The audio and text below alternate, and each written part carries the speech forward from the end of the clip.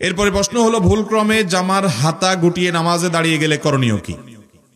আমরা অনেকেই এই মাসআলা জানি না।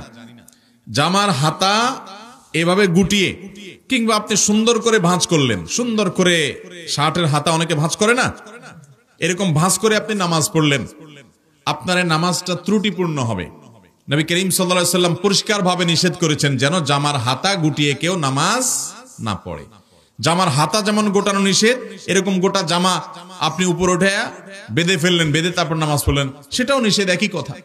অতএব জামার হাতা গুটিয়ে নামাজ পড়া এটা মাকরুহ, নামাজের জন্য ত্রুটিপূর্ণ, এটা জায়েজ নাই। হাতা গোছানো থাকলে সেটাকে খুলে দিয়ে মেলে দিয়ে তারপর সালাত আদায় করতে হবে। কারণ আল্লাহর সামনে আপনি যখন দাঁড়াচ্ছেন তখন এই দানোটা বিনয়ের সর্বোচ্চ পর্যায়ে, আপনি বিনয়ী হয়ে তারপরে আল্লাহর সামনে দাঁড়াবেন। আপনি হাতা গুছিয়ে থাকা, এটা আল্লাহর সামনে দাঁড়ানোর যে শান, তার শানের সাথে যায় না। সবচেয়ে বড় কথা হলো হাদিসে নবী সাল্লাল্লাহু আলাইহি ওয়াসাল্লাম নিষেধ করেছেন।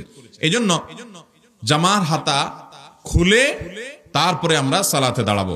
অনেক ভাইরা আছেন যে বিশেষ করে ওযু করে এসে জামাত শুরু হয়ে গেছে, তো ওযু করার জন্য হাতা গোছাইছেন, ওই অবস্থায় তিনি এসে জামাতে দাঁড়ায় গেছেন।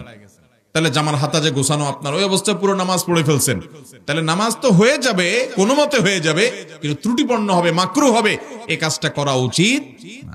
অতএব আপনি হাতা নামিয়ে তারপর নামাজ শুরু করবেন, অথবা তাড়াহুড়া করে শুরু করছেন, যেমন প্রশ্নকর্তা লিখেছেন যে ভুলে গেছেন, তাহলে এবার নামাজের মধ্যেই আমলে কাসির যেন না হয়, আলতো করে আপনি জামার হাতাটাকে ঠিক করে ফেলেন। কথা বুঝে আসছে? অনেকে প্যান্ট ভাঁজ করে নামাজ পড়ে, আছে না নাই? এই যে প্যান্ট ভাঁজ করে নামাজ পড়ে, এটার মাসালা কি? এটার মাসালা হলো, সাধারণত একজন মুসলমান পুরুষ সর্বাবস্থায় টাকনুর উপরে প্যান্ট পরবে, পাজামা পরবে। কোথায় পরবে? টাকনুর উপরে। এটা সর্বাবস্থার জন্য প্রযোজ্য। নবী আলাইহিস সালাম বলেছেন, মা আসফালা মিনাল কাবাইনি মিনাল ইজারি ফাফিন্নার। টাকনুর নিচে মানুষের যে পোশাক যায়, লুঙ্গি ইত্যাদি, সেটা জাহান্নামে যাবে। এজন্য ইমানদার পুরুষ কখনো টাকনুর নিচে পোশাক পরবে, প্যান্ট পরবেন, কিন্তু টাকনুর উপরে থাকতে হবে।